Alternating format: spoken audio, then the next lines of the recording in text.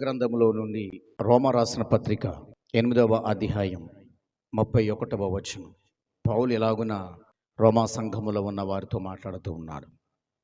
దేవుడు మన పక్షమున ఉండగా మనకి విరోధి ఎవరు? దేవుడు మన పక్షమున ఉన్నాడు అనుకోండి, మనకు విరోధి ఎవరు?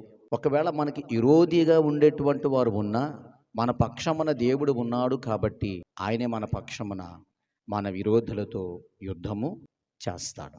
దావీదుకి కూడా దేవుడు తోడుగా ఉన్నాడు కాబట్టి దావీదుకి విరోధముగా, ఇశ్రాయేలు వారికి విరోధముగా ఉన్న గొలియాతుని చంపడానికి దేవుడే దావీదుకి తోడుగా ఉన్నాడు.